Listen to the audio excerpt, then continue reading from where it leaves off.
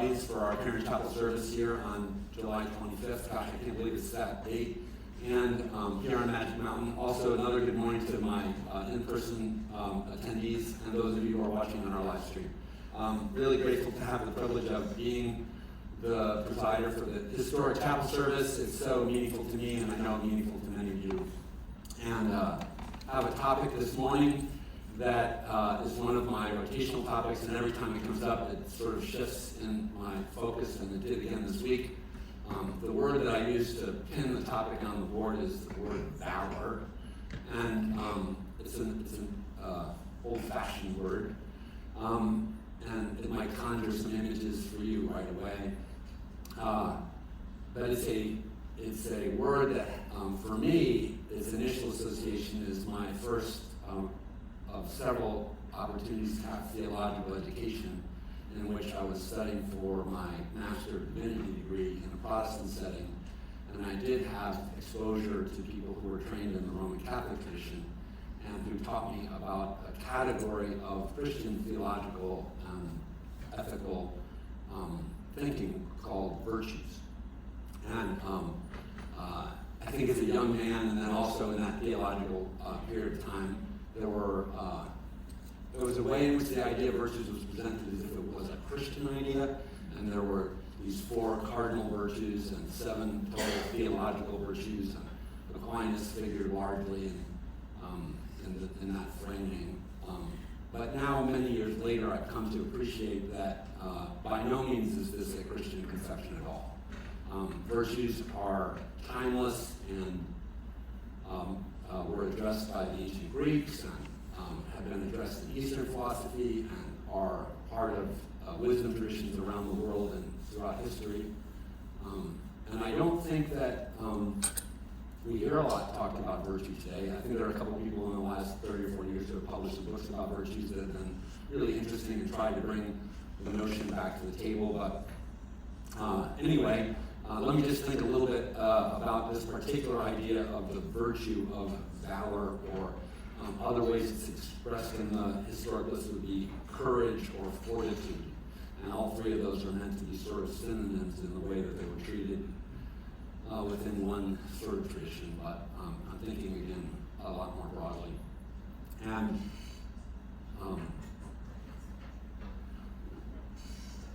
what virtues speak about are human beings at their best. And that sounds like a great subject matter. It also is a subject matter that's a little perilous for the addiction recovery community at Caron, because there's this funny straddle where one of my favorite writers today on the subject of addiction would prefer that anything having to do with morality is stripped from addiction treatment, because addiction is an illness, it's a disorder, and when we bring morality to the addiction table, it inflates the shame lake. So here I am talking about virtues when I'm also, like probably tomorrow, going to be talking about how it's not your fault and I want you to help reduce your shame. And how do we put those together? I'd like to resolve that discrepancy. And it's not just a one-sentence resolution. So when I say that virtues are about attainment of the very best that we can be, a couple things I want to say in addition to that is that I think we often bring a naive understanding of that, especially as children, when we learn about morality in this kind of binary, good, bad, perfect, awful sort of framing of all things. You know, yes and no is what our parents taught us as kind of a basic idea of morality, and we sort of carry that forward into adulthood, and language does the same thing. When you can name something to the term either sticks or it does not. So there's a kind of a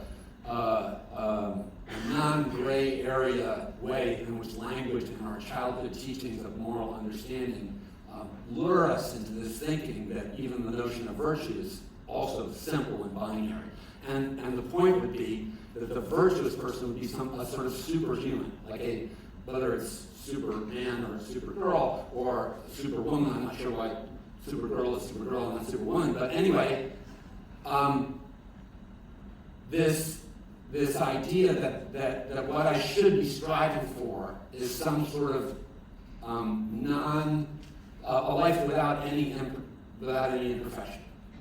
And that's a really tough bar to set for ourselves. And in Alcoholics Anonymous, as the movement emerges, there's a development in the history of thinking around this subject area that is, I think, actually also quite interesting. Of course, I'll actually consider saying that other people think are boring, I get it. Anyway, in the early writings of Alcoholics Anonymous, as the steps are formulated, Bill Wilson, I think, falls prey to this idea of just perfect and not perfect when he calls the things we're tracking in the 4th, 5th, 6th, and 7th steps defects of character and shortcomings. So we're aiming to understand our failings and fix them in this sort of simplistic way. But then when you read a little more deeply as the step treatment evolves into the AA 12 and 12, you start realizing several things. One is that when you do your analysis in the 4th and 5th step of what are called your defects and shortcomings, they're actually human traits, and in some ways they're strengths as well as weaknesses. So fear is not an awful thing, and even anger is not a bad thing. Sometimes anger has a place, but anger that is unskillfully wielded causes harm and induces more shame. That's what shame and guilt emotions are not bad, they're human. And so by the time Bill Wilson gets to the 1950s and he's writing the AA 12 and 12, and he comments in steps 4, 5, 6, 7 about what it is that the inventories are revealing, he's no longer sort of singularly thinking about them as defects of character. And he talks about them as instincts gone awry. And I think that's an interesting refinement. It's like these are natural aspects of our human nature, and when we get into trouble with them, we're agents of harm. And one of the ideals of the human life is to be able to kind of have these features manifest themselves in our lives appropriately. So as I was studying this thing, sorry for the crazy one and all these different schools of education, but I ended up back in a quick return to stuff I never really dig into that deeply, but Aristotle and the Nicomachean Ethics text that goes back thousands of years. Aristotle had an insight about virtues that I think our contemporary society kind of forgets. And he said this thing that I was like, wow, is that helpful? He said that virtues, and courage being among them, are things that locate themselves on a spectrum of extremes. And that the extremes are neither of them healthy, but the virtue spot is not the middle, it's not balanced in some medium place, it's like the sweet spot that you want to get to. And so where for Aristotle the virtue of courage or fortitude or valor would have located itself was between two extremes, one of which was foolhardiness, like just stupid, reckless, like bungee jumping, I'm sorry if you're a bungee jumper, but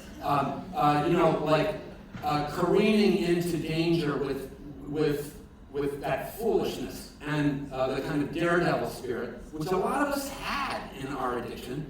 And then the opposite pole, which also would need to be avoided, would be what Aristotle identified as cowardice, the inability to sort of even show up on the playing field. And then this virtue of valor was not foolhardiness, but it was an appropriate amount of courage. And I also heard somebody say this week, which I thought was great, courage always has a little bit of rage in it.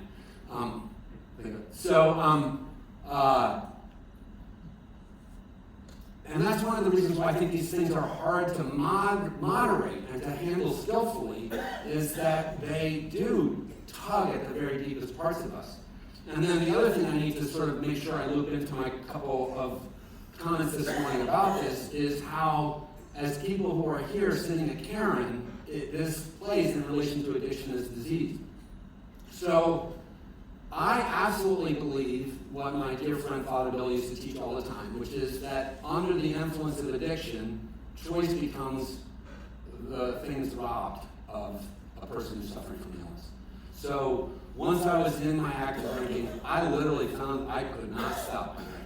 And maybe if you were an opioid user, you would say the same thing about your opioid use cycle, or an Adderall and crystal meth, or whatever the substance, or even behavior shopping, the disordered eating sex and relationships, all these different ways in which these patterns that we call addictive patterns manifest, reach the point where they're no longer self-regulatable. We can no longer intervene on our own enactments of these survival strategies gone bad.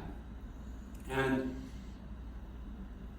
so talking about moral and virtuous life sounds like I'm saying, shame on thee for being a patient. And I don't mean that at all. Where the nuance about that comes in for me is it's very helpful for me to understand that the things I do under my addictive influence are not actually things I would have chosen to do. So I did not mean to inflict the harm. But it's important for me to realize that nonetheless, the people who are proximal to me, and sometimes even at quite a distance, did experience my behavior as selfish, as self-centered, as hurtful to the family, as dangerous in the world. So yes, for me, there's a shame reduction in understanding that I'm suffering from an illness, but I can often have family members who resent me even bringing that up because they're like, yeah, but you were still a jerk at that party, and they want me to own my piece of it. So that becomes this sort of careful path, is that I can find some refuge and comfort in understanding that I couldn't intervene in my own behavior. But the great thing about sitting in the chairs here, or I hope being a part of this YouTube audience, is that you have embarked on a journey of recovery. And one of the first things that you get back after you get out of detox is the ability to begin to make choice again. And we've intercepted the automatic repetitive behavior, and you suddenly are a person who has the capacity to sort of steer clear, which is awesome. And now, how do you navigate? And one of the projects that looms large is, and it's a question for all of us, is do we want to do damage control? Do we want to do relationship repair? Do we want to do life, take stock of what happened when we were out of control and seek to sort of make right as best we can the hurts and harms that were behind us? And I think that is where valor comes in for us. It takes immense courage to do the journey of sobriety with a kind of full unwillingness to face the harm that other people have experienced at our addictions wielding, and to sort of tiptoe through the processes that become a part of trying to sort of regain a standing where we can look at ourselves in the mirror and not feel this hideous shame, or not indeed have to wake up day after day and think, gosh, I'm just causing more and more and more harm. So the virtuous path emerges as the solution for the harm done when we could not help ourselves under the influence of our illness. And one of the virtuous features that is most in the foreground is gutsiness, the willingness to sort of do the hard work, make the hard choices. And I remember Father Bill used to say often, and I don't think I ever really heard it in the context of this particular discussion that I'm trying to have, but about how brave he thought Caron patients are. And I do think that it takes immense courage to be where you are and do what you're being asked to do. And I think that decisions that are in front of you right now this week, perhaps like a sober living decision or additional treatment, or and that involve additional financial sacrifice and additional personal costs and profound commitment of time. And you may worry because I'm like, I want to get back and fix everything right away. I want to take extra shifts on my job. I want to be extra present to my kids or whatever. And unfortunately, this is where the gray areas become really important, is if you rush too fast to overcompensate and you don't sustain your recovery, you will end up repeating the injury that brought you here in the first place. And so there's a lot of betwixt between decision making that happens in each recovery person's life. And I think it's very easy for the treatment team and for people who write about the subject matter and for Alcoholics Anonymous to just say, we must entirely surrender, and we must follow all treatment recommendations, and this is what you should do, and there's kind of no fuzzy, but I will say, I do understand it gets much more complicated than that. And what is valor for you may not be something that I certainly can't give you a formula right here that will apply in every situation. What I will say to you is that I do think it requires a kind of willingness and integrity to wrestle with the complexity of the situation. And what you're trying to do is A, not be foolhardy, right? Not be reckless, but also not be subject to avoidance. And I don't really like the word cowardice, because the other thing that I would always want to say is that I've come to appreciate, I've been taught here, that what we do when we enact our enactments, whatever they are, is always informed by our experience. And so there are a lot of us who are trauma affected, or grief affected, or shame affected. And so we may look like we're, angry and raging, or cowardly, or foolhardy, but what's driving that is our best effort. We're doing our very best. I think human beings as a rule generally do their best, but we're not always terribly skillful at that, and unfortunately, we made recourse to substances at some point early on in the line, and then they take over our capacity to have governance of our own behaviors. And now, here you are, you're sitting here on July 25th, 2021, and it's a turning moment in your life. And I hope you sense that, I hope you feel it. I hope you're like, I have a chance to steer the course of my trajectory in a new and fresh way. And you absolutely do. People come to Caron all the time and arrest the illness and march forward in ways that they become incredibly proud of. And their loved ones become sort of like bearers of a testimony to whatever happened there on Magic Mountain. It was amazing, and we're so glad you went. And that can be and should be you. I want you to hear that there's no single person in this room for whom that grace is not available to. You can absolutely have this stay that you are having here be a turning point from kind of hell to a bit of much better than you were living before. And how you get there is not a flip of a switch. It's not becoming the super person, male, female. It's not becoming perfect. It is incremental movement in the right direction. And incremental movement in the right direction is the best we can muster. Is not compromising further the relationships of which we are a part. Not like taking them down. My dear friend Father Bill used to always put his hands together and say, putting families back together. That's what we're about. And that sounds wonderful, and there are probably people here who are like, I want to be taken back right now because I've done treatment and I've made up for it, and it's a disease and it's not my fault. I would ask you to slow down, just to understand that may not be your family, may not be entirely ready for that message.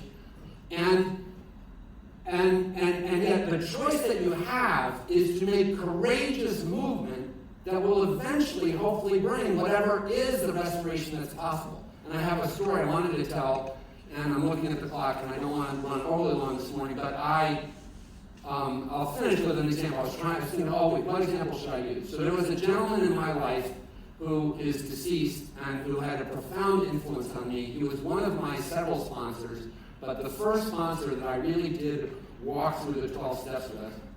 And I'm going to take a risk and tell some detailed pieces of his story, but I'm going to change some of the names to sort of protect a degree of anonymity, and I'm sure that he would have been fine. But I'm going to say his name was Tim. And so Tim, being my sponsor, I got to know a lot about his history. He had been married to Ruth, and he and Ruth had 3 daughters. And the whole time that Tim was married to Ruth, this goes back a long time, because Tim died really maybe 15 years ago and was in his 70s or 80s and had been sober a very long time. But anyway, Tim had been married to Ruth and had 3 daughters, and worked in the banking industry, and it looked like the kind of typical life that people were expected to live, except that inside, Tim struggled not only with alcoholism, but with his self-understanding as a gay man. And he eventually came to be confronted by his wife Ruth about the engagement that he would continually participate in same-sex relationships, and they deconstructed their marriage, and Tim went on to be a divorced gay man, and his alcoholism cost him his job, so he became an unemployed divorced gay man. This would have been back in the 1960s, I guess. I'm trying to do the math in my head. And that was not a time when there was anywhere near the kind of awareness of issues that are coming even more into the foreground in the last couple of years. So his shame was extremely high. He wanted to be straight. He told me that he wanted to be able to be what he thought society expected of him. He did love Ruth, and he wanted to be a good husband to her, and he wanted to be a good dad to his girls. But also there was this need in him to become honest about who he understood himself to be and experienced himself to be. And so he ends up, he used to say, his phrase was, it's shame-laden, but he used to say, I became a gutter-bum drunk in Wilmington, Delaware. And he was living in homelessness. He was a regular client of a thing called the Sunday Breakfast Mission, which I think is still in Wilmington. And yet his wife, Ruth, loved him at a distance and wanted him to be okay. And eventually he got into Alcoholics Anonymous. Tim gets sober, and he starts working with a woman who in my early sobriety I got to meet. Her name was Sarah. She was amazing. Sarah was Tim's sponsor. And she had lived in Wilmington at the time, but I met all of them at the Southern Delaware beaches. And so as part of Tim's journey of recovery, one of the episodes that he had to tell his sponsor Sarah about was one of the most shameful moments in his life. And he told me the same episode because I was his sponsee. And what he told me about was there was a time when he had been living on the streets and a regular sort of person who would go to the Sunday Breakfast Mission, and he'd been talking with his ex-wife about their 3 daughters, and the oldest daughter didn't want anything to do with him, and he had tried to set up as sort of a conversation to try and reconcile with her, and so, and she hated him for leaving the family, for perhaps, I think she was very uncomfortable with his sexual orientation, and then also his alcoholism. Like, she had 50 reasons to sort of despise him, and Tim knew this, and so there was an arrangement made with Tim and his ex-wife Ruth to have the oldest daughter, I don't even remember her name, but let's say Susan, meet Tim at 30th Street Station in Philadelphia. And if any of you know, it's a beautiful one of those like old railroad stations, and at the time, this goes back a lot of years, and there were restaurants and bars around the periphery, but there was a main sort of a concourse where there were benches and seats, and people would, sit in a big like digital ticker board with the trains coming and going, and they were to meet there. So Tim takes the train from Wilmington to 30th Street Station, and of course, sadly, goes into the bar and sits at the bar with the brass railing and starts drinking and waiting, and he watches his daughter come into the concourse, and he floods with shame. And he realizes he's supposed to. The whole reason she's there, she's waiting for him to walk into the concourse and have a conversation with him about her hurts. But here he is enacting the hurt again. So he stays there and he waits until she leaves. So it was one of his worst ever moments in his life was watching his daughter leave and him sitting at the bar drinking. And it was like that moment when the lock on the gates of hell sort of was turned in his mind. He would never, ever be seen as forgiven. And indeed, by the time Tim becomes my sponsor, he is 17 years sober, and I am in my 3rd year of sobriety. So, pace this correctly, let me think about it. I was in my 3rd year of sobriety when I asked him to be my sponsor. That's when I finally actually did the 12 steps in an earnest and honest way. And as we walked through the steps, he told me this story. And in the year after I had done the steps, I was visiting Tim at his beautiful home in Millsboro, Delaware, and he goes, "Jack, I have an unbelievable thing to tell you." And I said, okay, I'm ready. And he goes, here, read this. And he had a letter from his oldest daughter saying that she wanted to come to Millsboro and meet with him. And that she had gotten into treatment and that she wanted to make amends to him. And he's bawling while we're talking about it. And I think that that story, as complicated and extended as it is, to me illustrates the move from shame to courage that people make in sobriety. And the unbelievable courage it took for her to reinitiate contact. And the unbelievable courage it took for him to wait 18 years for their reconciliation. He waited, he would send her a Christmas card, but he followed the rules. It wasn't a PFA, but it was I don't want to hear from you, and you're welcome to send me a card or whatever, but I don't want anything to do with you because you are awful. And here, all of a sudden, this rapprochement, and I remember saying to him, I'm like, I can't wait 18 years. And he laughed. He was this beautiful, loving, wonderful man, and he laughed, and he goes, I hear what you're saying, Jack. He said, I didn't think it. He said, but you can wait one day at a time. And after 18 years, Tim and his daughter found a harmony and peace together. So much so that, I guess 8 years later, when Tim died, and I was able to be the pastor for his funeral, she read his spoken funeral. She delivered his eulogy, which was just amazing. So, you might think that there's something that is unfixable out there. And I do want to say, first of all, don't rush into it. That would be foolhardy. But also don't exclude the possibility that repair may be possible in the right time, in the right way, one day at a time. And the courage that I want you to find is the courage to do the next right thing, to incrementally move in directions of integrity and honesty and decency and be present, even if you have to wait these inordinately long periods of time for the opportunity to come around, for some sort of hopeful reconciliation to take place. And I think that does take immense guts. I really appreciate those of you who